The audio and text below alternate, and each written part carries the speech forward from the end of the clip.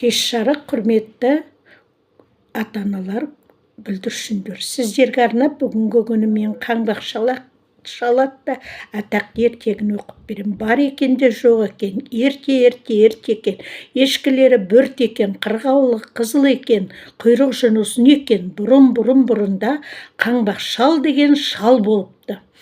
Мал мен басқа зар болыпты, кедейліктен шықпапты. Ол аусал балық ұстап тәмәк ыстырыпты. Жел соқса шал домалап жөнеледі екен. Содан кейін оны қаңбақ шал деп ат қойылған екен. Күн сайын ауына ілінген екі балығың біреуін бір түлкі әлімжеті қып тартып жей береді екен. Түлкінің қорлығына шыдай алмай шал бір күні екінші жерге көшем деп дүние мүлкін арқалап жолға шығыпты. Шаршаған соң оны бір жерге көміп кетіпті. Бір жерге елдің сойған малынан жинап алған шек қарнын көміп кетіпті. Бір жерге қарындағы айранын көміп кетіпті. Жүктің сәлмағымен қаңбақ шал ұшып кетпей келеді.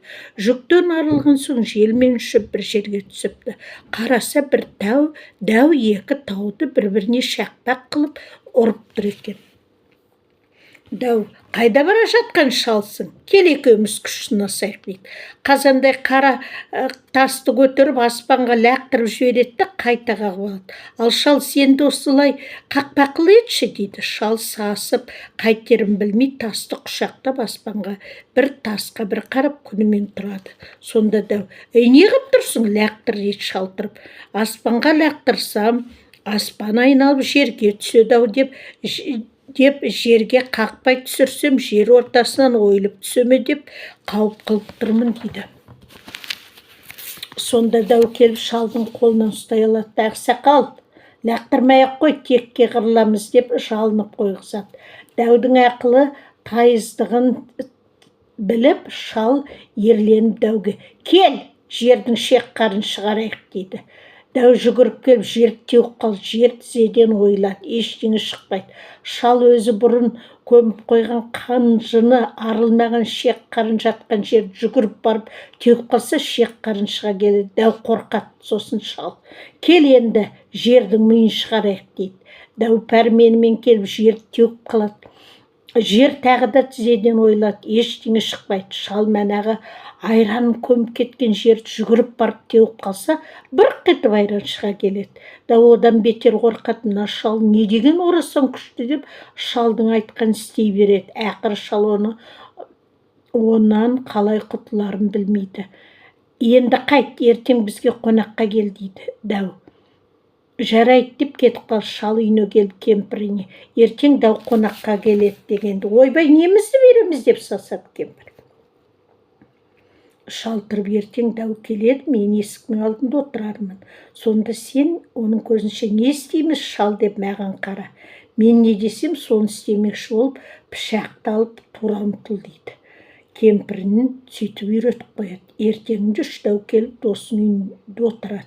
Сол кезде кемпір отырып, шал, нені асамын үйде қонаққа, түк жоқ деп. Сонда шал тұрып, басқа дәудің басын ас, ортаншы дәудің төсін ас, ол жетпесе досым дәудің өзін ас дегенде кемпір пышағын алып тұра ұмтылады. Үш дәу тым-тырақай қаша жөнеледі. Досы лашық үйін басымен көтеріп алып кетеді. Шал айғайлап, ей досым, лашығын тастап кет, қайда барсаң да құтылмайсың дейді. Дәу лашық тастай сала қашып бара жатса, баяғы әлімжеті қып балығын тартып жей беретін түлкі жолға. Тақсыр, қайда қашып келесің дейді түлкі. Бір пәле шалдың қырсығын құтыла алмай қашып келеміз дейді дәулер. Түлкі, сол қаңбақ шалдан қорқып жүрсіңдер ме?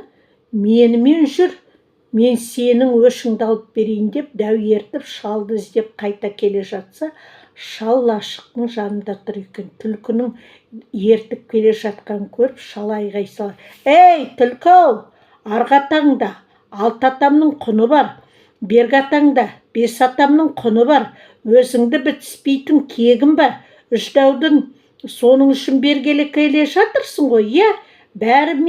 Бәрібір оны мен бітпеймін деп дауыстайды. Сонда дәу қорқып, бұл бізді сол аталарының құнына беруге алып келе жатыр екен ғой деп ойлап, түлкіні құйрығынан алып жерге бір ұрып өлтіріп, алды артынан қарамай қаша жөнелді. Сөйтіп қаңбақ шал дәулер мен түлкіден осылай құтылған екен дейді.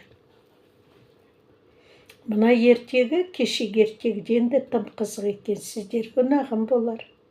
Жүрек лүпілдеріңізді басып, пікірлеріңізді жазыңыздар, тараттыңыздар. Сау болыңыздар.